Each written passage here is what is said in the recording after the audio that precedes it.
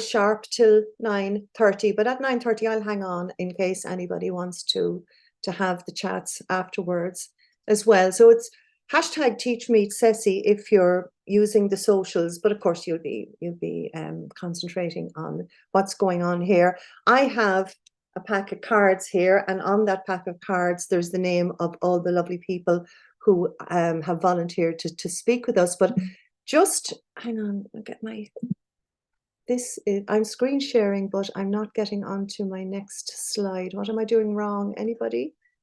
Yeah, there we go. So just a quick word for those who haven't been in a TeachMeet before. It's a very democratic process. Everybody that's here is here because they want to be here. Everyone who's going to speak to you has volunteered to do so. We may have waved at people and said, "Oh, go on. Don't be coming without telling us what you're up to." But TeachMeet's been running since 2006, when it started in Scotland. It's been in Ireland since our first CESI meet 2009, and it's become a global thing. There was one in Singapore in one of the independent schools last night. If you look at hashtag TeachMeet, you will see it everywhere. But look, it's open, it's free. It's non-hierarchical. It doesn't belong to anybody. It belongs to everybody. It's Don Hallibone has a lovely way of saying it. Nobody owns TeachMeet. It's the community. So we've always embraced it at CESI, and it's lovely to see so many people sign up to be with us, to be all together tonight. It's weird being online for TeachMeet. Normally we're face to face, but the main thing is that we are together, and we're going to have. It's a non-agenda. It's an agenda that made itself. We're going to have some presentations first. We'll pull them randomly, or we'll choose them randomly. Then a breakout discussion where you can go into groups and fight over a particular topic, the topic of the moment. We'll have a susbiog for those who don't speak the Irish language. That's our small break. Just a comfort break in the middle, and then some more presentations, our door prize, and then some breaking news, CESI update from our co-chairs, Pat and Kate. And I think that's my time to say, with no further ado, it's my time to stop sharing the screen and start sharing my bundle of. Now, it's the hearts, it's the diamonds, because they're all diamonds. And it doesn't matter that you can't actually see the numbers, but on the top right of my screen, I'm going to call on the person on the top right of my screen. Can you give me a card number between ace and 9 of diamonds? That is Damien Quinn, who's actually in the pack himself. Damien, something between the ace and 9 of diamonds, please. And unmute yourself. Sorry, number 8. Number 8. Okay. So number 8, speaker number 8 of diamonds is Pam O'Brien. And I'm going to call one more so they can be getting ready. Pam, are you here? I'm here and ready. We're here and you're ready. And right. On the bottom left-hand side, Imogen, could you give me now between the ace and 9 of diamonds, but not the 8, because she's already here.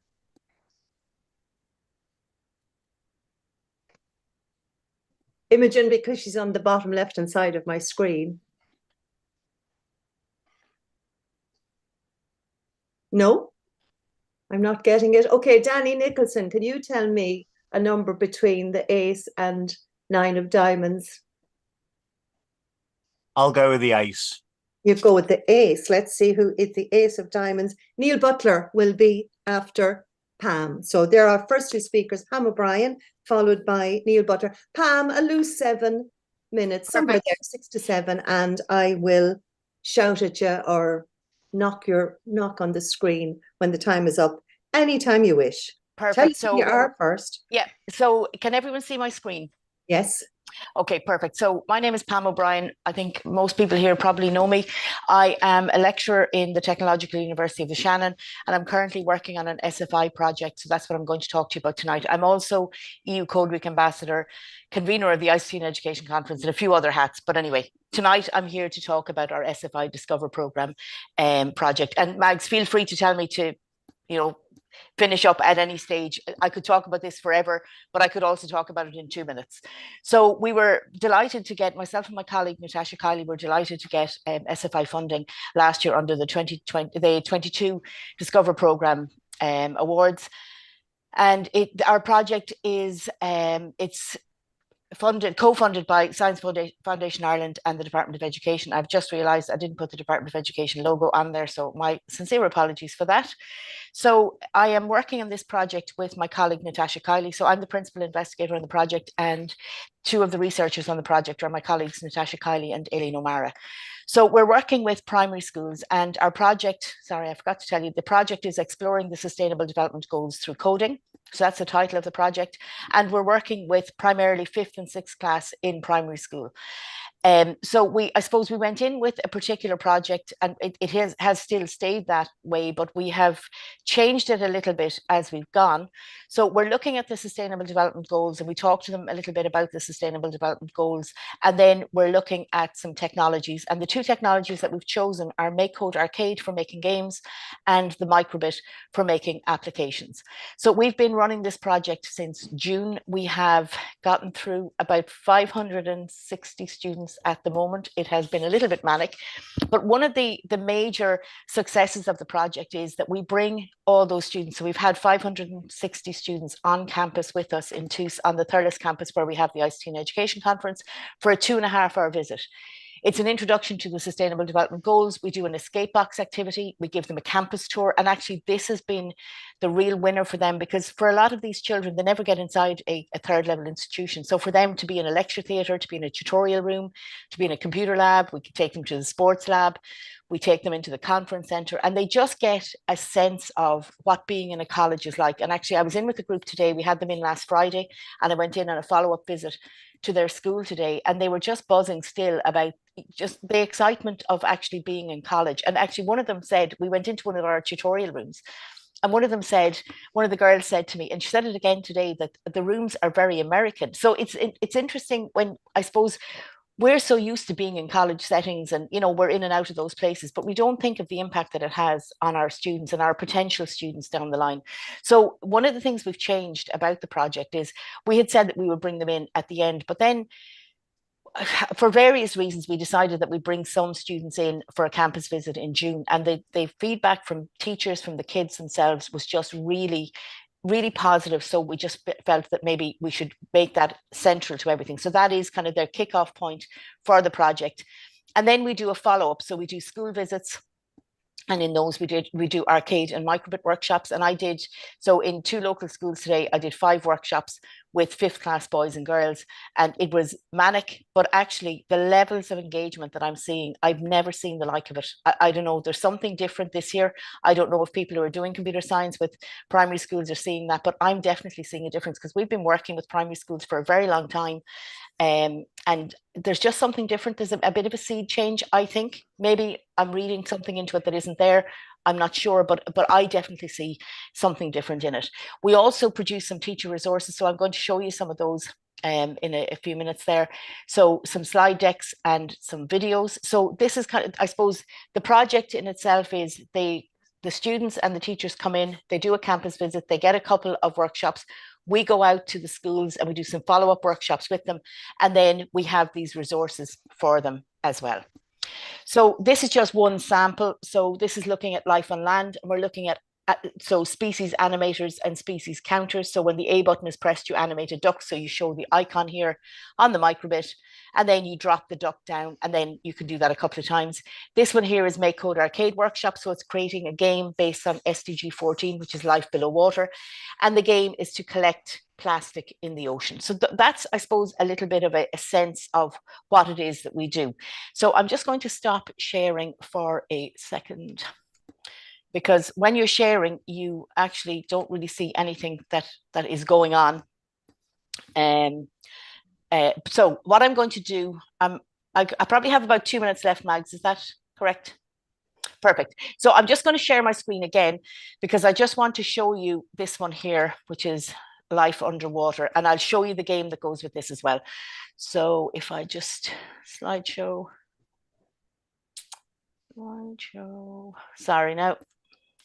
Being the first up, you're never quite ready. So from the current slide. So this is just one of the slide decks that we have. So we talk a little bit about, and we always show them all of the goals together. So sometimes I'll ask them, you know, if it's the first time I see them and I ask them, do they know anything about the Sustainable Development Goals? And they say no. And then you put up the picture and lots of them do actually know about the Sustainable Development Goals. So that's really interesting to see as well. So we just look at this one, which is life below water. We talk a little bit about some of the issues, what life below water is concerned with. We talk a little bit about some of the issues. So we talk about the ocean and some of the problems with the ocean and the fact that we have plastic pollution, we have ocean warming and all those things. And then just a little fun fact from the UN SDG 14 website. Sorry, I'll just go back there. And then we talk a little bit about creating the game. So the game is to remove plastic from the ocean. We use arcade. And then I talk to them about the game's design. So the who, the where, and the what. Show them the assets. Show them what the game is going to look like. And this is the code. And I'm just going to finish up by just going, where am I? Sorry. Too many open. So I'm just going to go in here. This is actually, sorry, this is a different one. This is an oil tanker one. I'll just go out and I'll find the plastic one. So it's this one here. It will come up in a second. So this is the game that we created. I did this with one group this morning. So there is a timer and there's pieces of plastic just randomly appearing on the screen. And the aim of the game is to catch as many pieces of plastic. And in one of the classes that I was in today, the teacher gave the entire class a homework pass if they could beat me, which they did very easily. But actually, it's quite hard to dodge them when you want to dodge them. When you're trying to lose, it's quite hard. But this is just one example of one of the games that we did. The other one that I did today was the rhino one here. And the object of this exercise was looking at SDG 15.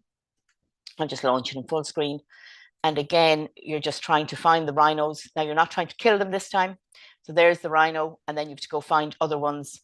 So it's the ranger looking for the rhinos, and you're counting the rhinos. The whole point of the... sorry to stop you there. Perfect. We're not actually seeing the game.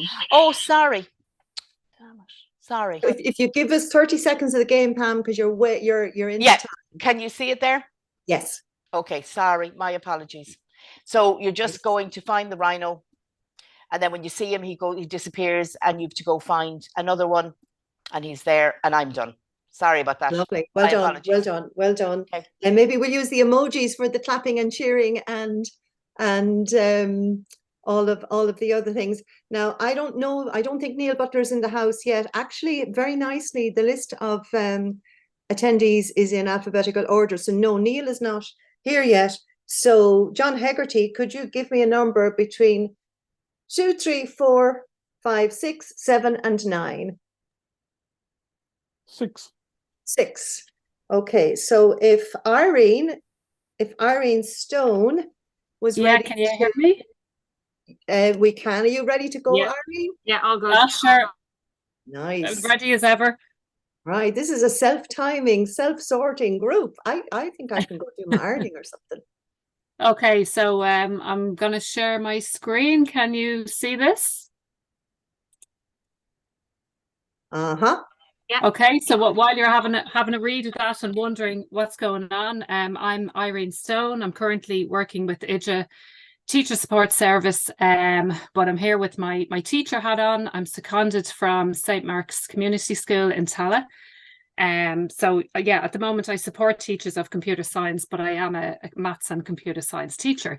So just showing you 3 maths problems there. I'm not expecting you to solve them or anything, but curious if I had more time. Is this the way maths problems were introduced to you when you were in school?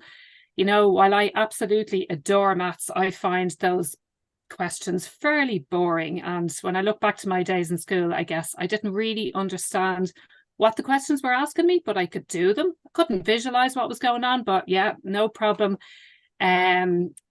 Using an algorithm and sticking numbers in. And, you know, I believe many students find these types of problems or questions easy-ish. They can learn a procedure, they can do a rule, but do they find them fun, and do they really understand what's being asked? So what better way to learn maths than visually? Can you see my Google browser there? Yeah. So through working with teachers recently, actually maths teachers, I discovered this website, and I'd never heard of it. It's just called Mathagon, Matigon. And actually, if you're just interested, if you put in the chat who has heard of it rather than who hasn't. So that's Madagon. So I'll just show you a few different ways. So if you think back to the first problem I had there about finding the mean of a group of numbers, well, in Mathagon, and I have these all pre-prepared because we were under time here.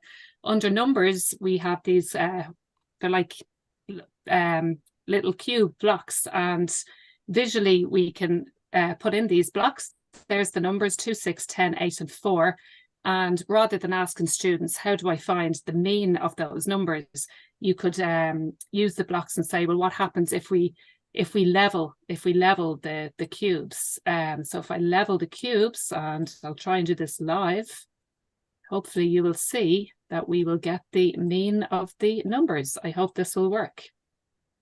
So if anyone had done the maths, you'll find the mean is 6. And if we had gone back and put them in order, we can get the median. So of course, if you actually have the physical unifix cubes, it would be nicer for students to maybe build and actually work out the mean and the mode and the median that way. So that's just one little task there. I think the second one I showed you was a division problem, if I can remember. So I think I said, what's 2/3 divided by 4/6? And again, it'd be interesting to know, what way did you learn that in school? Was it something like, oh, you just turn that second one upside down and multiply? Brilliant. But why were we doing that? Can you understand why we did that? And again, I think visually it's much better if we can look at that. So back to this lovely website under fractions here, and I have this one open already. I'm just going to, will it let me pan across? Yeah, if I said to you, what's 20 divided by 5? That means how many 5s are in 20. Students don't really understand that. So it's visually looking at 20 things and how many 5s are in them. So if we can draw our thirds and our sixths underneath, so there's our 2/3. So how many sixths are in 2/3? Oh, there's 4 of them. So the answer to this problem is 4. And again, I don't have time to do the maths, but you can, if you have pen and paper, you can work that out for yourself and see that I'm correct. So much nicer than the turn it upside down, I think. Solving equations again. How am I doing for time? Oh, you're doing great. 4 minutes. 2, 3. Okay, grand, because I'll just keep going. Keep going. So solve the equation. 2x minus 1 equals 9. Again, you bring the 1 over, that changes into a plus, you divide both sides, blah, blah, blah. Do our students really understand what's going on?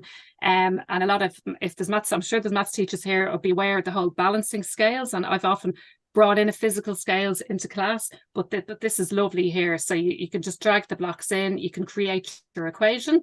So I'm going to balance the equation. I want to kind of get rid of that -1. So I'm going to add 1 to both sides. So he's gone there. And then that side there. We're balanced. I have 2 x's here, but I only want 1 x. So I'll get rid of him. So then I need to balance the other side. So I keep doing this, blah, blah, blah. So hopefully we will get the answer. Yay. So x is equal to 5. 2 5s are 10 minus 1 is 9. Brilliant. That worked. So I think that's the 3 problems, but there's so much more on this website. Not forgetting the computer scientists. There's logic gates, which I love. Okay. And gates, NOR gates, you name it. You can, and as even if you were into any type of electronics, there's flip-flops as well. And not the RTE ones. Sequences and patterns, loads of stuff there. I can imagine in a Leaving Cert computer science classroom, if you're doing some data analytics, you could get loads of ideas. But even just junior cycle mathematics, primary school mathematics, understanding what sequences are, linear, quadratic, goes all the way up. Back to our computer scientists on our beautiful computational thinking. We have the lovely Bridges of Coningsburg there. I don't know if I'm saying that right. Apologies if not. And I've had a good play around with this, and this is really, really fun. And it shows you which ones you can solve. There's the traveling sales problem. There is the handshakes and dating. And yeah, the website just goes on and on and on. Every time I look at it, I find something. For our historians, there's a beautiful timeline of mathematics, which I think is fabulous.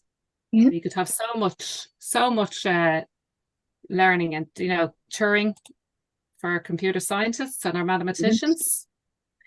There's a question there, Irene. Is it free or is it paid, or what? Is there charge? 100% free. Absolutely free, and you don't even need an account, or you don't even need to sign in or anything. Fantastic, that's brilliant. And binary numbers, and I'll leave it there. How did I do? Am I done, Tom? Oh my gosh, you did it on like 5 seconds to go, Irene. Well done. You're as elegant a presenter as the Mathagon website is elegant. It's a beautiful thing. I see chess and dominoes there as well. Absolutely. There's so much more. Yep. Absolutely. Thank you so much. Did you put is the link on into the I'll put it up now. Yeah. Super, thanks everyone. Super. Okay, you can do the hard little gasps there when the timeline went up anyway, which was fabulous. And while you're doing that, Irene, will you call me out a number between we have 2, 3, 4, 5, 7 and 9? 6. 6. Who's I think I was 6.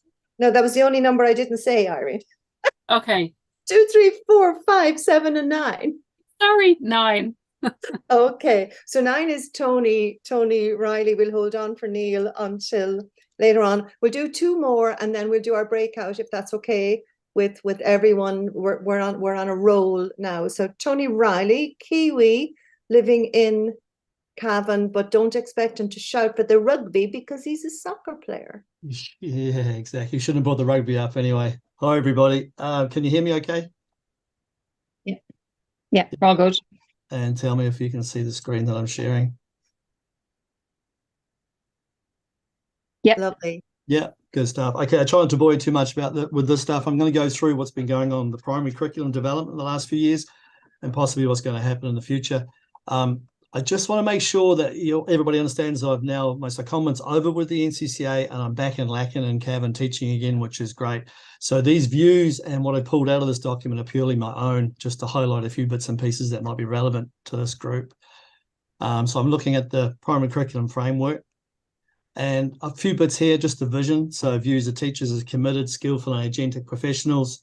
And then the next bit is skillful agentic professionals. They enact the curriculum by making decisions about what they teach, when to teach, and how to teach, and all the rest of it. This is kind of important. I want to go back to this point towards the end of my presentation. So I'm going to focus on being a digital learner. You can see the other key competencies that are in the curriculum there, but my focus is on being a digital learner. These key competencies are spread throughout all curriculum subject areas. So I'm just going to have a quick look at what being a digital learner means. So this competency supports children to become curious, creative, confident, and critical users of digital technology. And by doing, how do they do that? Through problem solving, experimenting, and creating. And then also while they're doing that, is hopefully becoming responsible, respectful, and safe and ethical users of technology. So then we break it down further. We look at these 4 key points, right? So what we'll be doing is communicating and collaborating with others through digital technology, accessing, analyzing, and managing content using digital technology, enabling content creation through problem solving, creativity, and using digital technology, and interacting ethically, critically, and responsibly.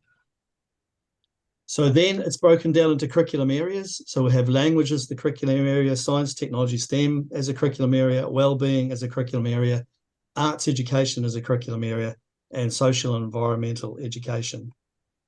This is this is the diagram out of the documents. I'll try and explain this as best I can. Those curriculum areas are then divided up into stages 1 and 2, which are junior infants and senior class, and stages 3 and 4, which are from 3rd to 6th class. And you can see the subjects as they're going around. They start off as sort of broad subject areas, and then they get delineated into, so if you look at arts education, for example, they get delineated into specific subjects, drama, art, music. STEM is as you can see there, goes all the way through. It's very similar from stages 1 to stages 3 and 4, stage 1, 2, 3, and 4. I want to bring this up now so we can refer back to it towards the end. So this is in a number of departmental and government documents. Mathematics provides the foundation for science, technology, and engineering. Right, so this is the bit I want to get to, because at the end of the document, there's an appendix that has time allocations, and I just want to highlight this point to everybody. So the minimum curriculum time provides a weekly minimum time allocation for language, maths, and wellbeing. So every day, all week. Then there's a monthly minimum time allocation based on a period of 4 weeks, obviously, for science, for STEM subjects, for social environment education, and arts education. So what that actually looks like, so I hope you can all see that graph there, or that table there. So in stage 1, there's stage 1 and stage 2. So if you look on the right-hand column there, you can see that languages is 23 hours dedicated, minimum dedicated time. Maths has 12 hours dedicated time. STEM has 3 hours 20. Wellbeing has 10 hours. Social environmental education has 6 hours. Arts has 9 hours, and flexible time 5 hours. And you can see on the next second class in stages 2, so it's first and second class. So what I'm trying to highlight here is that science was a subject by itself. Technology and engineering education has been implanted into that subject as a STEM curriculum area. But as you'll notice, the hours for teaching that are quite small compared to some of the other subject areas. So I just wanted to make sure that fact is known to everybody. So then we look at stages 3 and 4, you can see that language has 31 hours a month, maths 16 hours a month, and STEM, science, technology, engineering 5 hours a month, wellbeing 12 hours, social environment 8 hours, arts education 8 hours, and flexible time 7. So it gets the least amount of time in the primary school curriculum. So you might think that is a negative, but what I want to try and pull is a bit of a twist to this, and I want to refer back to the slide I showed a few slides ago. Maths provides the foundation for science and technology. So if I flick back here, Maths has 16 hours, for example, in stages 3 and 4. So if we have 5 hours for science, technology, engineering, then if you put those together, there's a little bit more time than people realize. I think that's quite important to know. So getting back to the vision about teachers being agentic and choosing how and when and what they want to teach, as long as they can say and show what the reasons are for, what I'm asking everybody in CESI to have a think about, because when you look at the STE, science, technology and education, subject time allocation being quite small, can we come up with some really nice, great ideas that include maths that could be integrated into the maths curriculum that involve digital technology? And I'm thinking coding, programming, computational thinking. That it's pretty obvious stuff, but teachers that don't know this won't have it readily to hand. So can we create resources for them so we can help them integrate it into maths? And then the other thing I want to highlight is that the consultation for the actual curriculum areas, i.e. the learning outcomes and how to teach and what we're teaching in these specific areas, the consultation will be open next year sometime. I don't know exactly when, but I think it'd be really, really beneficial if the people here online and CESI can contribute to that. It'll be hugely, hugely beneficial to what happens actually in the primary curriculum over the next couple of years. That's it, Max. Is that okay? That is absolutely super. Thank you. Thank you, Tony. And can you give me a number, 2, 3, 4, or 7, please? 7. 3, 4, or 7. So speaker number 7 is Shomaranga Damien Quinn. Damien, are you good to go with words, words, words? Yeah, hopefully. And for those who don't know Damien, I call him Shomaranga. That's kind of his name among us. He's probably the most generous primary school teacher recently retired primary school teacher in the country. Can I just get Tony to stop sharing there firstly, please? Tony, can you stop sharing, dear? Oh, can we do that? Do we have the all-seeing eye? Can we unshare Tony? Tony. See if you can. I'm trying to stop sharing mine. Kate now, she's the queen. This will stop others. Do I wish to continue? I do, yeah. If you make Damien a co-host, he could take control. Okay. Can I do that? Try that now. There you go. Oh, good. There we go. It's all yours, Damien. Okay, give me 1 second.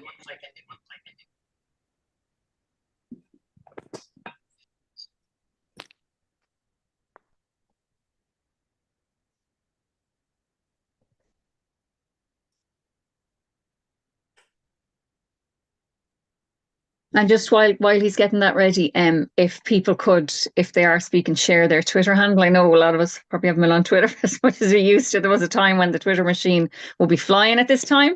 And as John mentioned, they're not auto-suggesting Twitter handles anymore, which is actually quite distressing. I find as I try to tweet, I'll have to actually do some work. So if you could do that, that'd be great. Sorry, can you see my screen there, anyone? No? Not yet, Damien. Okay, give me one Something second. did flash up.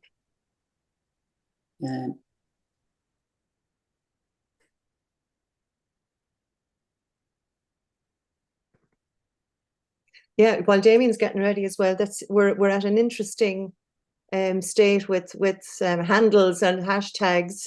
Like, are we going to become another diaspora? So let's think about that. Right? Can you see that now, Meg? No, I can't. Oh, I can see you with it. Oh. Sorry now. Do you have two screens? Say again? Do you have two screens? No, I'm on the iPad, John. Okay. Sorry now. Typical. Share. It's hard to do in front of everyone. I'm going around the houses here. Hello, Cormac Cahill in Cork. Maybe if we make Kerry. Hello, Chris, Reina, and Kerry. If we take away hosting rights for Damien now, maybe, since it's unshared. This is where I fall down. I haven't got any agility in Zoom yet because I was retired and wasn't using it. The best advice is let poor Damien take his time and get started. Sorry, I'm trying to share on the iPad. Has anyone any suggestions? Sorry, I have it open and ready. On the iPad, I haven't. I'm saying show share screen. Yeah. And then there should be another button, share, when that. No, it's not. It's just saying. Is it coming up with a picture and you click full screen? It looks like it's not a button, but if you click on the image of what you want to share.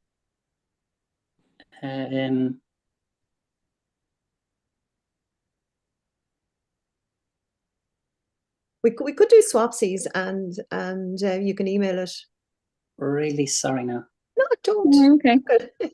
This is look. We could be in a pub in a hotel room, and the screen might have fallen over and flattened somebody's head. So there could be worse things.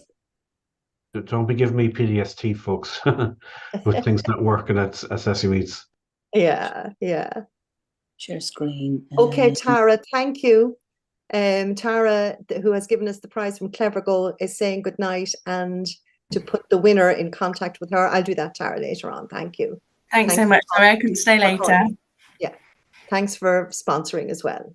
You're very welcome. It's a great bunch you've got here. I kind of not the worst. Here we go. Yes. That was great. Nope. Gone again. No, it was nearly there, Damien. No, it's saying share screen. Never do that.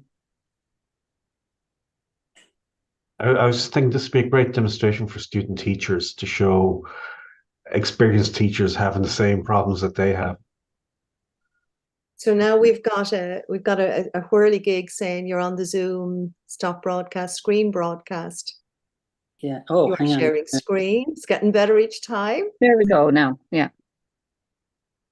Share device audio. You're definitely sharing now. Now we're about to hello, words. Now, can you see that? Go, Damien. And that was worth waiting for, Damien. That looks great. It better be. So sorry, everybody. Yeah, so I decided to take the theme of words and just look at a few apps that could help with the development of vocabulary and language. I suppose I'm kind of aimed at primary school, but you can see some of these will be suitable for SEN pupils in secondary school as well. So here we go. One is called Smiley Sight Words, and it's for the development of sight vocabulary. Built into the app are your Dodge lists, your Fry words, which are American sets of words. There are also some theme sets of words. And the nice one with this as well is that you can input some of your own words as well. So if you've got a bunch of words that you want children to get into their sight vocabulary, you can input them into this. So this is what it looks like. So this, you can see player 1 is doing Dodge level 2 on this. So the words come up on the screen. You ask the child to say the word, and then they touch the word and the screen speaks the word to them. If they get it right, they give themselves a thumbs up, which you can see on the bottom right. And if they get it wrong, they give themselves a thumbs down. It'll randomly scroll through all of the words 3 times. And the aim is to get 3 thumbs up for each word. And once they get 3 thumbs up, it'll drop out of the list. And the thumbs down ones will keep coming up until the child gets them right. So that's called smiley sight words for building up sight vocabulary. Next one, one is called sound touch. We use this a lot when I was teaching in our autism class. So it's really good for categorization for different categories like animals, wild animals, musical instruments, occupations, transport, all that kind of thing. And the nice thing about this is it uses real images and real sounds. There's a light version of this, which you can get for free, but it's quite limited. For the full version, and there's 2 versions of it, they're $5.99 each. So this is kind of what it looks like. So on the left-hand side, you can see these are transport, and on the right-hand side, these are farm animals.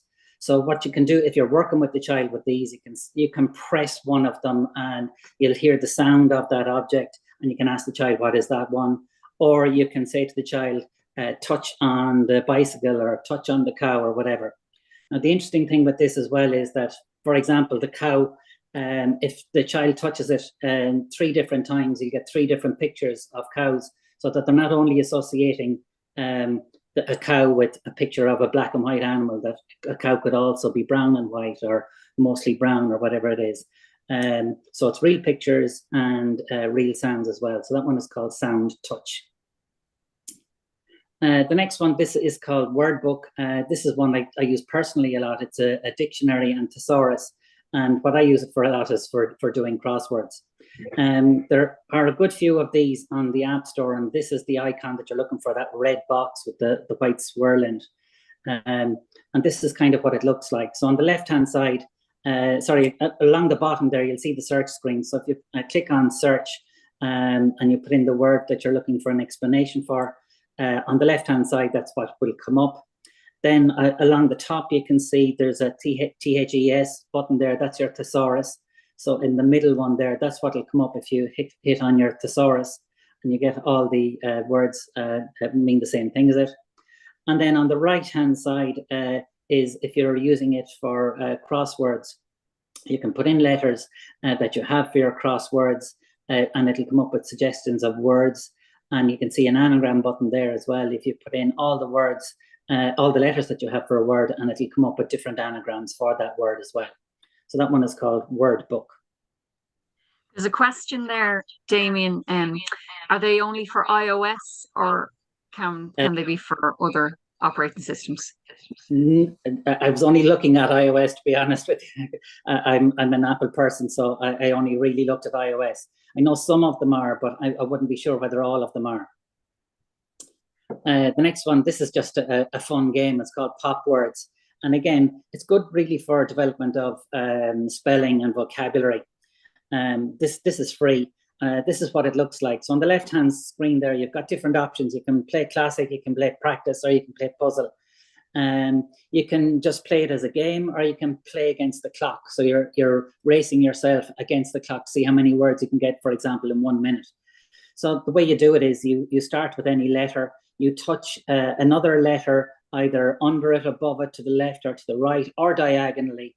So you try and connect letters together of 3 or more letters to make a word, and you'll see it pop up. It'll tell you whether it's a correct word or not, which is a nice little function in it. If it's not, you'll have to go again. If it is, those 3 or 4 letters will drop out and more letters will drop in their places. So it's constantly changing. So it's really good for getting kids to focus on spelling patterns as well. So it's just a fun game called Pop Words. Just said I'd throw in an Irish one because it's really hard to come up with some Irish apps. So this is an Irish-English dictionary called Folklore, and it's based on the website folklore.ie.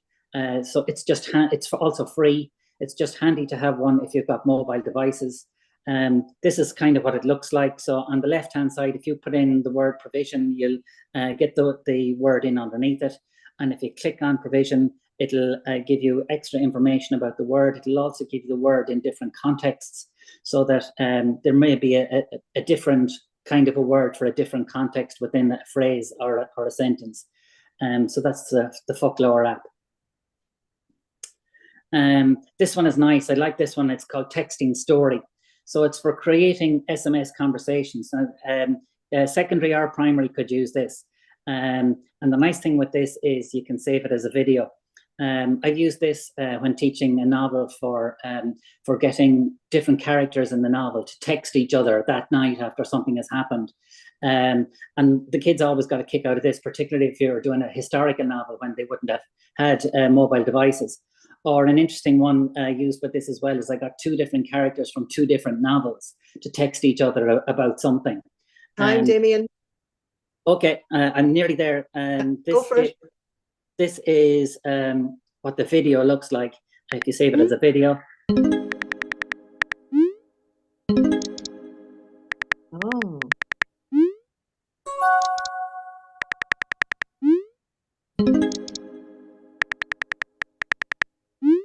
So it's really, really easy to use, and it comes up with a short little video like that, which you can use.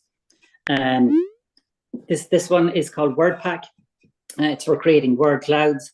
There's lots of word cloud apps out there. That's just a fairly cheap one that I found, and I thought it was nice. You can have lots of different shapes.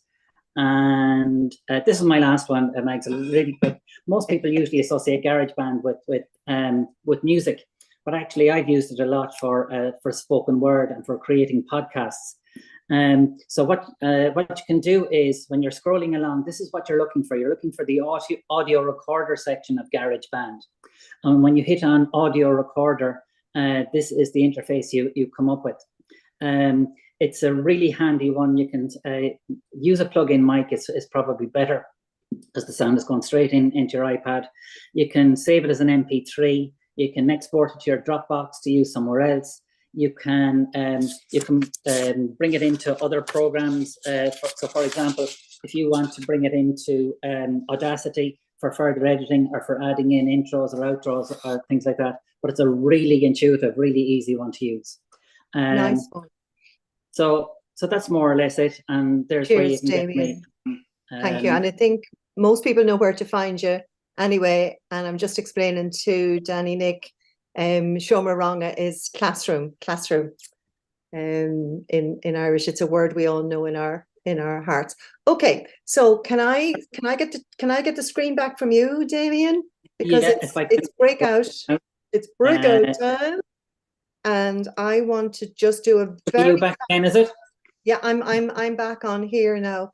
I want to do a very fast intro to a short but intense breakout that I think we've got to do. And I've borrowed our lovely screen that Brian Mathers did with us. Does anyone remember this?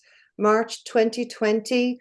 And we had no idea what was coming over the hill when he talked us through our evolving learning landscape at the time. None of us had any idea we were 2 weeks away from COVID lockdown.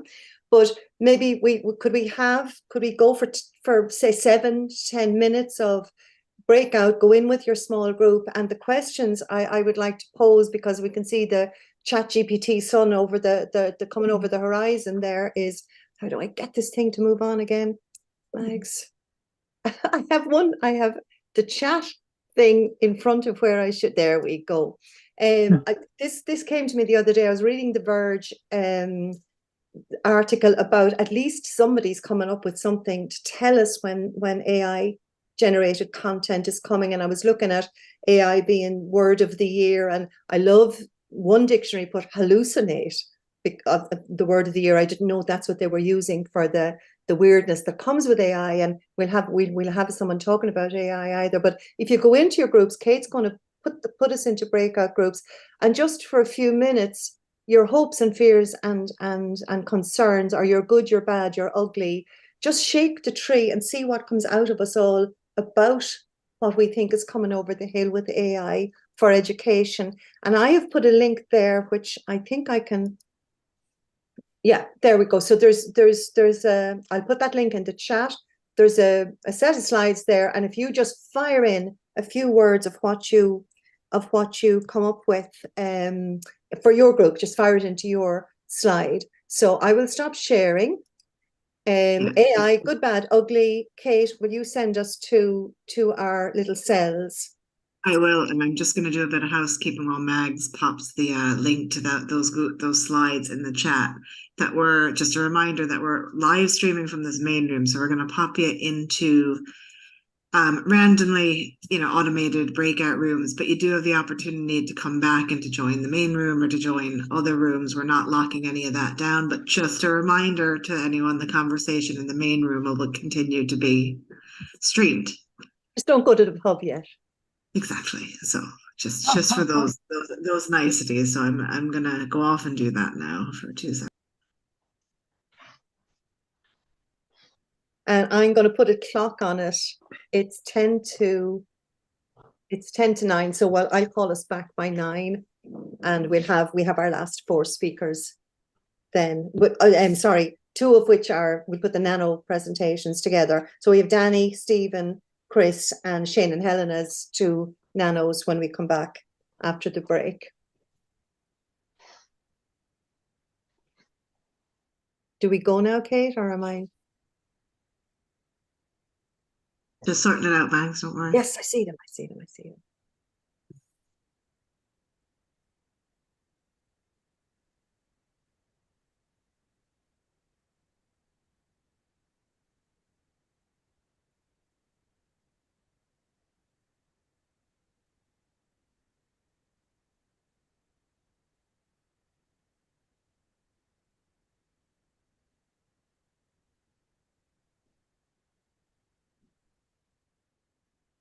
Ten, 9, 8,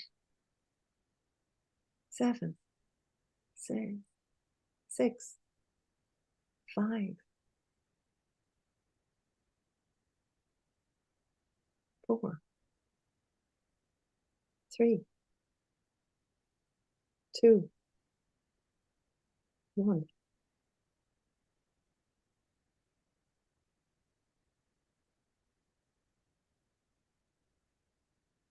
Cool. How are you, Stephen?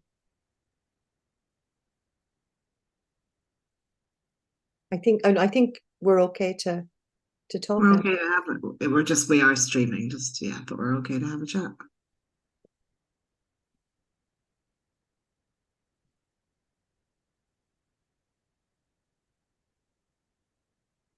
We can also go to a breakout room as well if we wanted to. Stephen's gone to one. It's gone to one. It's okay. There's a couple of people left that are still in here, but I've assigned everyone, so I don't know. Are they in transition there? What liminal space they're gone to? Just yet. Could be gone to the kitchen for a cuppa.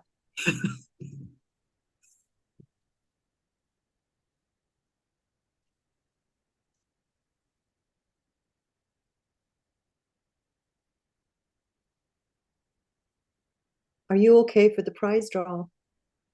I am. So is that. Super. I might. I wonder, should we do that before we have the rooms froze? Oh, I see what you mean. Sorry, Kate. I'm. You're okay. No, the prize draw we have up and running, provided class tools doesn't freeze on me. Are you here with us, Adrienne? Yeah, they could be on. They could be on pause. And I don't know. You see, there's 2 Sarah Janes. We have Sarah Jane's in twice. Yes. The live Sarah Jane could be gone in. That does get me when people do that in these sessions. I wonder, should I hop around? You can move too. Yeah. If I go to breakout, I can stay here.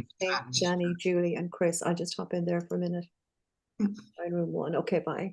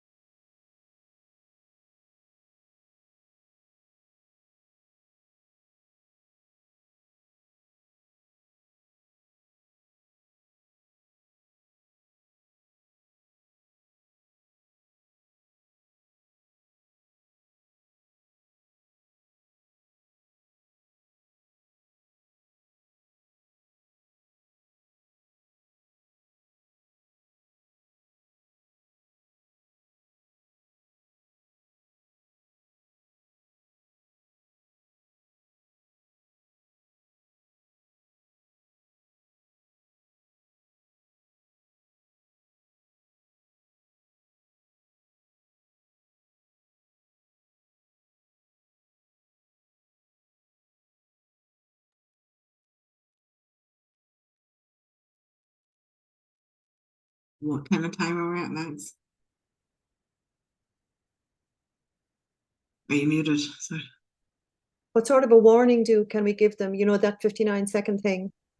Yeah, I can do a broadcast. That's why I was asking. We do another minute before we call them back, but we now have, I see Neil there now, so we're gonna have to put everyone down to 5 minutes because there's Danny, Stephen, Chris, the two nanos, and now Neil as well. So, and I really don't want to hold people long after 25 past, after 9:30. We have to have the roll as well.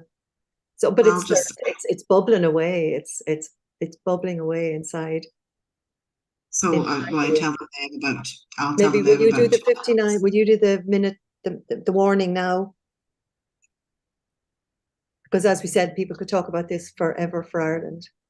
I never looked at the thing to see. Oh yeah. There's a couple of bits and pieces popping in. That'll do great. Now I need back to my slides. Yeah, if you want to share it, just so I know. And we're gonna miss our Suspiog. Okay, you tell me when to. Oh no, I give them the warning because we need them. I did. I sent them a warning. Oh, super! Thank you. And see, I'm sharing my screen, so will I know when they're back? Oh yeah, will those windows come up? Yeah, you'll see them file back in if you want to have your screen ready. Yeah, I have my screen. I think I'm sharing my screen. Maybe I'm not. I don't see it. No, I'm not. I'm looking at it on my own computer. Okay, I'm such a wuss. I'm such a wuss. I need to go back to school. The only problem I say is doing things at night, because even I lose my bearings. I have to work harder to do this past 7 o'clock. Here we go. That's back. Okay. You tell me when to. Actually, you do the lottery 2, 3, 4, or 5. Actually, I could lose the lottery now at this stage. I'm actually going to invite Danny because he's come from Southend-on-Sea to start the second half for us. I think it's very gracious of him to come. I know Danny runs TeachMeet Bet. Yes, yeah. Lovely, lovely chap. Yeah, perfect. And we're keeping to time, so. Yeah. You tell me when to close the rooms and we'll shock them back to. Yeah, shock them back now, I think, isn't it? Yeah. Right, I'm going to go off into the background, get ready for the chaos. The apparition. Yeah. Oh, it's giving them an extra 60 seconds. Oh, well, they'll be fine. Okay. And tell me when you want to do the prizes. Well, oh yeah, I can see 45, 44. Yes, I can see that happening. It was nice of that prize draw lady to pop in for a minute, and I heard, Yeah. did I hear an Aussie accent of her? Yeah. Who was the two? I have too many emails. The two prizes are annual. They won't even be able for everyone can't use them. They're annual sign-ups, but one came from the CESI list today. It's an annual sign-up for sort your Chromebooks out. That's one thing for the school, and the other is what you call it when children sign up at the beginning of the year. It's a little school management system. Yeah, but it was if I can just get the two names and put them in contact with each other. Here come people. Now we got you. Am I muted or unmuted? I see Imogen, I see Chris, I see Maggie, I see Damien, I see Kate. So the well-behaved groups are back. Or is everybody back? Mags, I resent that statement. Out of our rooms. I think we were sent back. Yeah. Yeah, I know. I think to me, it's the closest thing that I've ever had to apparating, that thing that they do in the Harry Potter movies, where sure, they go into a chimney and out of a wall. It's quite disconcerting the first few times. You get good at it, you can get really good at counting down to the wire. So I think my screen is up, and while we're waiting, Kate pulled Danny as the next speaker. Elizabeth, could you give me a number between from 3, 4, and 5? Oh, Elizabeth's gone again. Chris, Can you give me a number between 3, 4, and 5? Sorry, I was muted. Okay. 4. Elizabeth, so it'll be Danny, then it'll be Chris. Chris, can you tell me between 3 and 5 who will follow you? Oh, and number 5, I think. Number 5, that will be 2 nanos. That will be Shane and Helen. And then number 3 will follow. That will be Stephen Howell. And now I did see Neil Butler somewhere in my travels through. He's there. He's in the house. The room. So I see now we're tight. I'm going to pull everybody back to 5 minutes. You're well fit to go down to 5 minutes. Chris, you can talk fast. I think everybody will be able to. Cool. Because we have to have our prize draw as well. How come your room got kicked out early and the others didn't? Because we were bold. Kate, are you bouncing? I did. I think I gave them too much control over what they were doing. Okay, so can we shout at them all? Get back in here, the break is over. Now we're at 34. Did you see how I subtly subsumed the suspiog into the breakout? Because it's 9:05. We've got them where we need them. They're okay. Something in the chat. Oh, good woman Pam. Yes, she's put her email up for the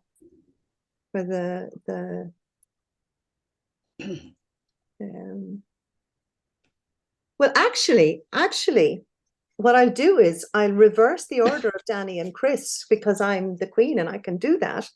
Which means, Chris, why don't you get ready to launch? Okay, I'm ready now. I'll stop sharing my screen, and I will tell them to eat it. Here, we're all back. We're all back. Right.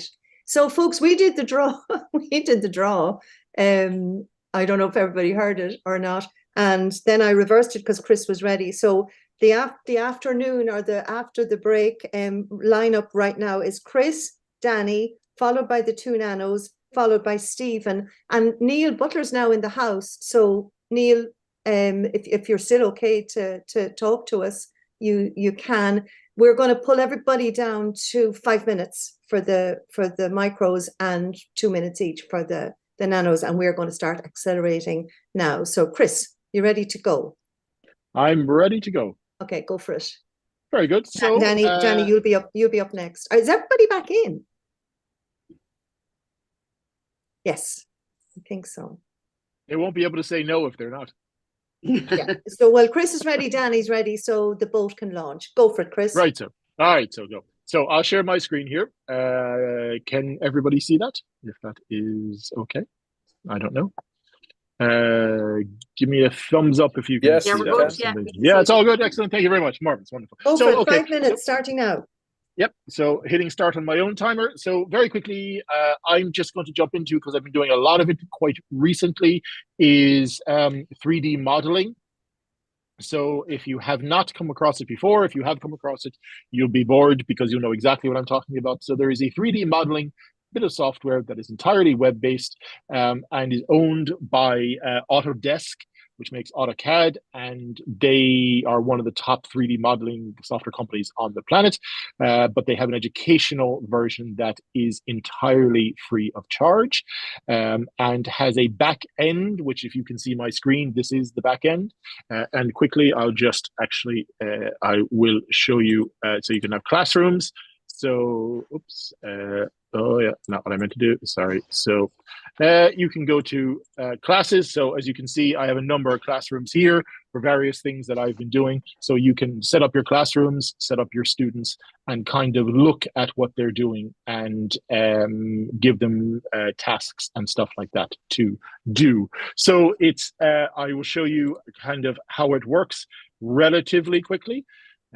So I'm going to just create a new design. You can see here, when I go to create the design, I have 3 different options. So it can be a 3D design, it can be a circuit design, or it can be code blocks design. And that is all designing in 3D as well too. So it's, again, just to bear in mind, this is entirely free of charge.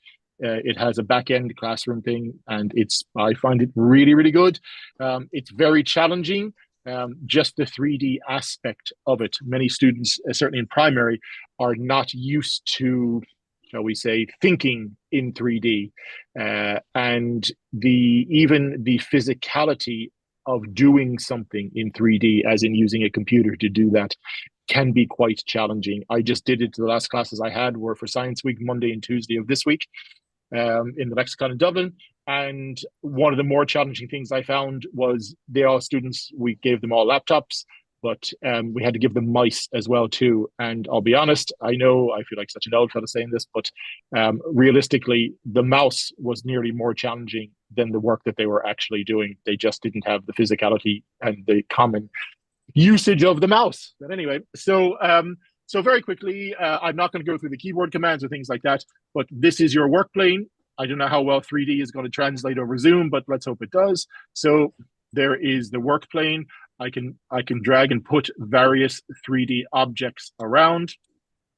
You can move around, you can view them, you can change the shapes of them. So I can stretch that out that way. I can stretch it out this way. I can make it taller. Oops. I can make it taller that way. And I can even lift it off the plane as well, as you can see the shadow. And again, if this is not translating well, be sure just to tell me, although there's not much I can do about it. So that's fine. Okay, that's really fine. Well. So just as an example as well, if I take this particular object, you can also put holes in things. So I will, and I have a minute left, so already I've talked too much, but that's all right. So I'm going to punch that through there. I'm going to make that a hole. So now, as you can see, I've literally just punched a hole in that object. Couple of the other very nice things about it is the simplicity of it. On the right, you have lots of different types of things that are pre-made already. And certainly that will be the first port of call for most students. You know, they'll go to creatures and characters, they'll drag out people, they'll drag out feet, they'll do all kinds of things like that. One of the other advantages to it, or two of them, is up in the top right-hand corner here, there are blocks and bricks. So the blocks aspect will show you what it looks like in Minecraft. And the bricks aspect, as you may guess, will show you what it looks like as Lego. If you are doing this on a tablet, you can actually make it into AR as well. So the background will disappear and your desk or floor space will appear. Very lastly, in the last 3 seconds, just a bit of fun. They now have a lab simulator whereby you can do this. And there's my alarm going off. That's fine. I'll just show you this very quickly and that's it. So things fall over and the simulations work and you can throw stuff at it. So I've just thrown a pig at it and you can knock things off like that. And it's all just a bit of fun, basically that kind of thing. So that's very quickly. It's called tinkercad.com. Have a look at it. Certainly, I find it really good. It's great for lessons and things like that in class and challenges the kids very well. That's it. I'm done. Nice one, Chris. Thank you. Thank you. You're very welcome. Actually, video rendered lovely. It was great. So all the way from Southend on Sea, we have Danny Nicholson, who I met first at the BET show TeachMeet, and it's lovely to have him here. All yours, Danny. Okie dokie. Let's just try and get my screen shared. 5 and a bit minutes. Right, 5 minutes. Can you all hear me okay? We're crossing the ocean. Brilliant. Okie dokie. Right. Hello. I haven't quite prepared a presentation. I've got a couple of screens. So this is an old presentation. This is me. So if people want to know who I am, hello. I wear many hats. I'm a science teacher trainer and a computing teacher trainer. So I do lectures around the southeast of England with some skits on teacher training, and I do freelance training. I'm a former science teacher and stuff like that. So I wear many hats and never quite know what I'm doing from one week to the next. But today I've got a couple of things I want to show you. Just two sites I've found recently I think you will quite like.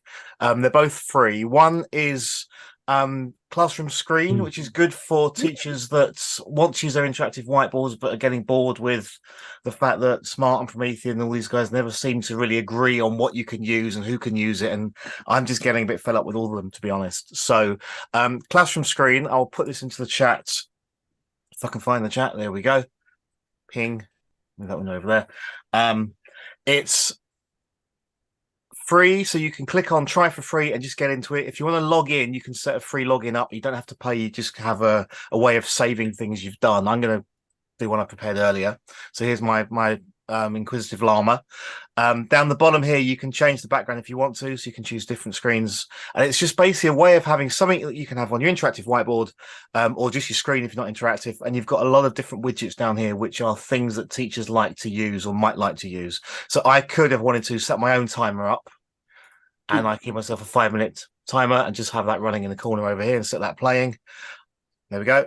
I can put work symbols up. So if I'm working with a class and we're working today and now we're doing the next activity, I want you to be in silence, but actually now I'm going to allow you to work as a whisper. So you can have up, these can be up for the children to remember what they're doing. We're now going to work in Ask a Neighbor, or we're going to work together. So you can have the symbols up for them to remember. Let's click on that. There is polls, which you can use as a randomizer, where you can actually pick students at random. So I've set this up earlier. It should let me pick, right, it's Leia's turn to answer the question. Now it's Boba Fett's. So we could use this in place of the big old spinny wheel for TeachMeets as well. Here we go. There is a sound level meter, which might get confused by me talking as well. There we go. I'm too loud now. Now, some students do see that as a challenge. They like to make it go ping. But yeah, there's that. As an alternative, there is the Bouncy Balls website. If you're not sure if you've seen Bouncy Balls, be careful what you Google. If you Google bouncyballs.org, there's a website with bouncing eyeballs that you can make move as well. And there's loads of other things on there as well. There's timers, there is dice, there are stopwatches, you can embed videos and so on. So classroom screen, I love it. You can even scribble on the screen. So you can actually draw on here if you want to. You can choose pens and stuff and you can draw on top. So I get... Yeah, interesting. I don't think the llama's that interactive, but we can probably try with that. Let's go with that. The other website, just quickly then, is another fun little thing, which is kind of using AI. It's called Goblin Tools. And I found this as a kind of way of supporting neurodivergent kids who maybe have problems in dealing with big tasks. So this is, I met this first as like a magic to do thing. So if I'm doing something like, I'm packing a car for a holiday, and it will then break that down into more meaningful, manageable chunks. So if students have got particular work they need to do, they could type, I've got to do an assignment about the Romans, or I've got to do something else. It'll break it down for them and make a little to-do list for them. And if those tasks aren't, if they're still too big, you can break that down even more, and it will break that list down. I'm just clicking this, and it will break it down into smaller chunks, and that will then stay. They can go through that. You can then clear the whole thing at the end if you want to, just delete it. But that's the magic to do. But also, just as part of this, which is also fun, there is a formalizer.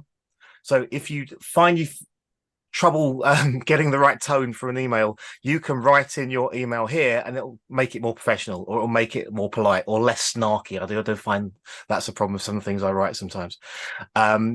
The flip of that is the judge. So if someone sent you an email and you can't quite judge whether it's snarky or polite or whatever, you can copy the text of the email into here, and it'll judge it and tell you whether it is polite or snarky or whatever. So again, students that might have trouble sometimes judging that tone, especially autistic children, someone might find that one. Estimator tells you how long something will take. Again, I need that sometimes because I always overestimate how long it's going to take to do. Compiler, I think, yeah, if you got a random brain dump of stuff, you just dump in all the things you need to do, it'll turn that into a task list. And then the final one, which I think probably not so useful for schools, but you might still find, you might know some young adults that need this, or even yourselves. You type in what you've got in the fridge and it'll tell you what you can cook, which I think is brilliant. So Goblin Tools is free. I'll put that in the chat as well. That's just my two things there. Super. I will stop there. Thank you guys very much. I need Goblin. Thank you so Me too, much. yeah. And I'm looking at, we're doing good. We've got 12 minutes left, and we've got 2, 4, 3, 7, and 5 is 12. It's 12 minutes of speaking, and a little bit of, if people are happy to give us 5 minutes extra at the end. So we are going to have 3 nano presentations now. Shane, Helen, Neil, you've been changed to a nano presentation, and then Stephen. So in any order, the 3 nanos. Shane, are you good to go? 2 minutes on the app idea. Is Shane there? He is, but I can't hear him. Shane, ask to unmute. Okay. The host would like you to unmute. Yeah. Yeah, got it. Yeah. Oh, we got it. Right. Go for So, it, Shane. We are talking 2 really fast minutes here. Go for it. okay, so I'm just going to share it with Google Slides, hopefully. Can you see my screen? Yes. Okay, so I look for apps that could be used on any subject, and in no particular order. I just thought sometimes we want to record and see how the children are progressing, regardless of what it is they're actually covering. So the first one I said was InShot. Really, really straightforward. It's free on every device you can possibly think of. You can edit photos, crop photos, make collages, make posters, and even do edit video. It's a fantastic little app, absolutely brilliant. And I would be lost without it. It's much faster than having a Premiere or anything like that. Second one has already been mentioned, Audacity. If anybody needs to work with sound, you can cut audio, record audio, reduce the noise, add effects, change voice pitches and everything. So really deep speakers can become really girly or aliens or chipmunks. It's great fun. And then you can export it as an MP3 and send it into different programs. To start off, it's absolutely simple, and the controls are like you work at a tape recorder. Reaper, if you want to go from Audacity and you have a class that need to be challenged, Reaper is definitely one I would show them, but not necessarily at a primary school level, but a good bright 6th class could really get a kick out of it. Reaper is like Audacity multiplied by about 100. It's absolutely fantastic, professional quality. And for what it is, 39 quid is not a lot of money. I produce a radio show on it every week, and I produce podcasts in it as well. Really, really good fun to use, and the quality of the sound is excellent, regardless of where you are. LibreOffice, I found this one, couldn't believe it.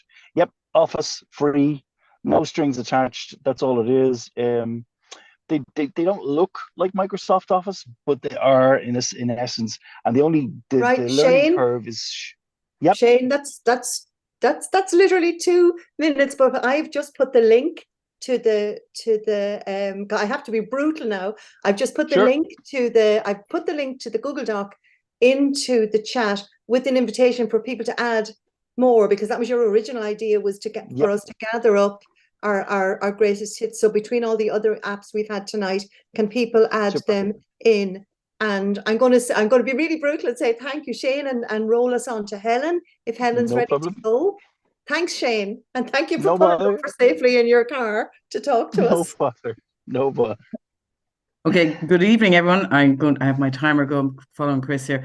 So my name is Helen O'Kelly. I'm a Phase 1 computer science teacher, and I am going to share out this. Wait, I share my screen here. So basically what this is, I came across it during it was just prior to EU Code Week, and I have so many windows here. And I wanted to have, sorry, oh my goodness, where is this link? Oh yeah, there we go. I've been using Blockly Games. I don't know if anyone, if you're familiar with that, but so basically I think we're Blockly gamed out of it in our school. So I was looking for something kind of the same, that it was like quick off the ground. So I came across this Computed. I was talking to Julie and Irene at the last Saturday, but Julie said, Helen, you have to show this. Okay, so basically, it's computed.toxicode.4. You go in here, and I've been doing it with all the basically everyone from 1st year to 6th year. So it's computational thinking. I tell them no instructions other than that they've to use the arrows and to look at the code on the right. And even if I've done it if they've never coded before, it's all about logic. So we've got to go right, okay, and then we go on. Okay, this is very addictive. Okay, so we go up, right, down, and left. Okay, I'm not going to go too far because you can do this yourself, but basically it gets more and more complex. It brings in if statements, loops, and what's really brilliant and what I'm really seeing is that kids will get to the end, and then they might do it about a week or so later and start all over again, which is amazing. Also, what was I going to say as well? It's really good if you have exercises or if you've got time at the end, and you want them to do something constructive, then they can do it. My 2 minutes are up. That's it. Okay, I'll put it Well, in the you gave someone else 10 seconds. Thank you very much, Helen. That Okay. means, Neil, you're ready to go, and you've got squashed from 7 minutes down to 2 now. Cool, just let me share screen. I must remember to share with audio as well. I want to share this guy. Cool. Two really cool things I use it in OneNote for helping students kind of revise what we've done in class. So very quickly, if I was to write, if I draw maths wise the pen, there we go. If I was to do x squared plus 3x plus 2, and I wanted to then factorize it, and I do this, and I get an answer, whatever it is. What you can do in the view menu in OneNote, and you hit replay, you then select whatever text you want to see replayed, and then the text happens in the order in which you wrote it, and the students can stop it and go back and go, what the hell did you write next? Oh, you wrote that. And then hopefully it'll help them see how the equations and stuff were created as I went through them. And it gets more useful when you do bigger, longer equations, and there's lots of cancelling and all this kind of the usual mess of maths class. They can see that happen as they go. The other, and that's a really powerful thing, that they can just replay what happened in class. If you wanted to help them with, or this other thing is, if you insert audio or record audio while you're writing. So let's say I wanted to say we have 3x plus 2y equals 0. That's equation 1. And then we've got equation 2 is something else. I'm doing really dry algebra here just because it's the easiest thing. Probably all remember it anyway. Equals 4. And then we're going to solve that. But what happens is, I have to move that for a second. Solve it fast. It's in the way. Super quick. So if I stop the recording, you'll see the cool thing is that there should be, see there's little play buttons, I hope you can see them on each of the pen strokes. Each pen stroke has a timestamp, and when you click a pen stroke, it starts your audio recording at that moment. So you can see, so the person or your student can jump in halfway through and hear what you've said as you're writing it and follow along. And there are 2 minutes, Neil. Yeah, there are two really cool ways to help your students revisit what's happened in class at home and do their own study. That'll be done. Fabulous. Fabulous. God be with the days of the live scribe pen. Oh, Adrienne has just said the very, very same. And the man who introduced the live scribe pen to Adrienne and I and others many years ago is our next up. And it's Stephen Howell. And thanks, Steve. Stephen came in off the subs list. When Eamon O'Brien sent apologies, he wasn't able to come. We have apologies from all the teachers at the IPP N conference, the principals, and it's also senior science quiz night all over the country. So we have apologies from quite a few clashes. We'll have to pick a night when nothing else is on. Thanks, Neil. OneNote for the win. Absolutely fabulous. So over to Stephen Howell now. So I've unmuted myself and I'm sharing my screen. I hope you can see it. 5 minutes, Stephen. I've clicked start. So 5 minutes. Folks, I'm Stephen Howell, and I hope you like this painting that I did not paint. This is a painting by Titian, and it's some ancient dude with apples and an iPhone. Now, you may not have seen this in the National Gallery, and that's because I obviously generated this with AI. And I used a tool called Midjourney to do it, which I pay for personally because I like messing around with AI art. Usually I'm using it to make Darth Vader birthday cards for my nephews or Dungeons and Dragons characters for my kids. I occasionally try to convince people that this is a real photo taken hundreds or decades ago with a giant scary insect, but no one believes me. Often, people will say, what if the Hulk had to do his taxes? And, when someone says that, I can instantly, envision it and see it and actually have the Hulk doing his taxes, though I'm not sure that's what the Hulk would wear if he was doing his taxes. The reason I'm showing all this to you is because I keep meeting people in my job as a cloud and AI evangelist and advocate who say, I tried that AI stuff, it's rubbish, it's not going to replace anybody anytime soon. And I think that's true in many things. But it's also scary when I can say very easily that I wonder what a painting of Queen Elizabeth being presented an iPhone by Francis Drake would look like, and I can have it in 10 seconds. And if I'm a teacher, I'm not, but if I was a teacher, I could use this in my class presentations and confuse the kids thoroughly. Now, my kids hate AI. They're teenagers. They think it's terrible. They don't want to see it. And they challenge me. Like, they challenge me, could I be, could I be marrying Chris Pratt on Elon Musk's yacht? I don't even know if Elon Musk has a yacht or if Chris Pratt would want to marry me, but I can generate that image. I'm not going to show you that image because it's quite embarrassing, but I can generate it.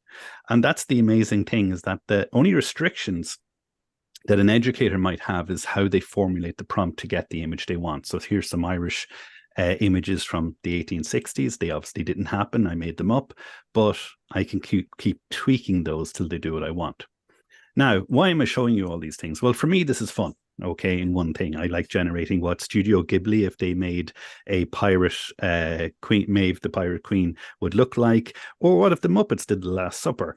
I like being able to generate those, and they're fun, and I do them with the kids. But if I was an educator, this is an incredible opportunity, because I think most educators I speak to, they fear it and they're trying to push it away. So what I'm going to say is, this is going to be incorporated into content generation tools, whether you embrace it or not. And the teachers who are going to grow up with it, who are coming along soon, okay, they're not us. They're the ones who are going into university now. And they're going to graduate from St. Pat's and Marino and, Mary Immaculate and all those places in a couple of years. And to them, this will be as commonplace as using email was to us when we graduated, which in some cases was not common at all, because we remember when email arrived in Ireland. So the reason, I use it is for fun. What would a Thundercats live action movie look like? Or maybe a photo from when I backpacked around South America. I didn't do any of those things, but, I can generate a photo of it. Or the time my great uncle Wolf found a man who turned into a tree. That's a joke on my surname for those of you who didn't get it. My great uncle Wolf Howel has been all over the world and seen a great many things. However, a lot of people don't know that Ada Lovelace and Charles Babbage invented the first virtual reality headsets. A lot of people think Oculus Rift was the first one. No, there's Ada with her headset. And there's me and my wife on our 23rd wedding anniversary last July. So, in summary, and as I go into my last minute, consider embracing the AI, because it's a lot more advanced than you expect. And I'm going to finish in the last minute with a joke and some pictures.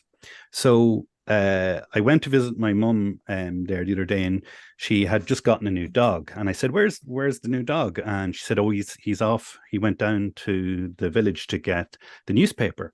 And next thing I see the dog coming up with the newspaper in his mouth, and I'm quite impressed. And he comes in, he sits down, he begins to do the crossword. He has a little pen in his mouth and he's doing the crossword. And I'm amazed, because he does the complete crossword. He gets everything right. I said, that's amazing. Did you see what the dog did? And she said, it's not so amazing. He can't do the Sudoku for love nor money. Now, that's the thing, is that people are saying AI is not great because it couldn't do the one thing I asked it to do. And I was actually challenged by Mags Amond, our house leader here, because everyone knows that AI can't do hands, right? And I know I'm out of time, but here's the prompt she gave me. An Irish woman aged about 60, smiling and holding up her hands palm outwards towards camera. So Mags challenged me. And she was right. In February, that's what it looked like. This will give you nightmares. However, by April, it had gotten a bit better. Cactus hands. July, getting better. And then we had a jump. In November, getting much better. And now in March, when she asked me to do it, this is what it looked like. And this was tonight when I made the slides. So folks, you can embrace it or you can be surpassed by it. But we need to have an ethics conversation. We need to consider the bias, and we need to teach our students to use this incredible tool properly, and don't let it become a weapon that we fight a tide against. Thank you for listening to me. And thank you for that, Stephen, and watch this space. And we'll have breaking news in a few minutes. I think from the breakout conversations, Stephen, can you stop sharing now, even though she's gorgeous? Because this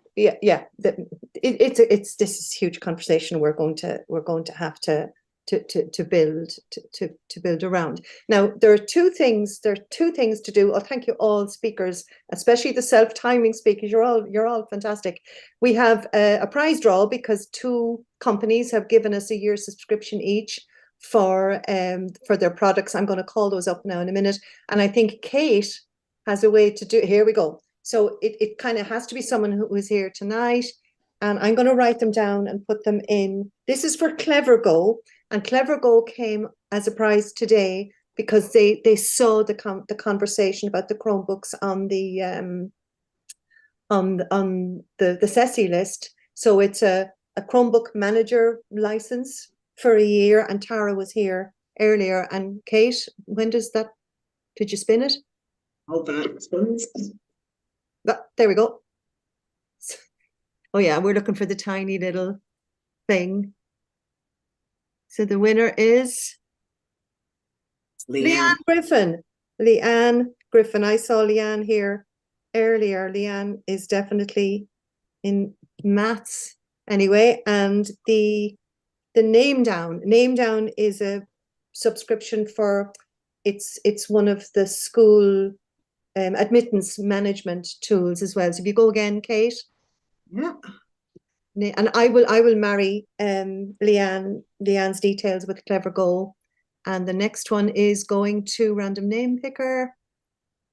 Gosh, that's a lot of. I don't think I've seen so many names in the prize draw before. Freeze on me or anything.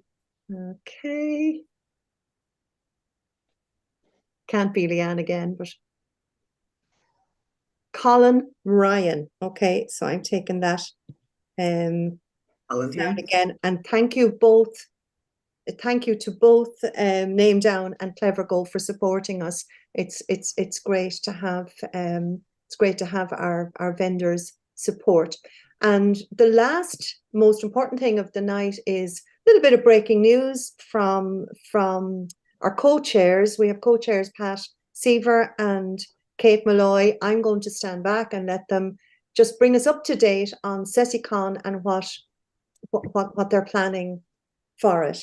And people can come and go as they need to.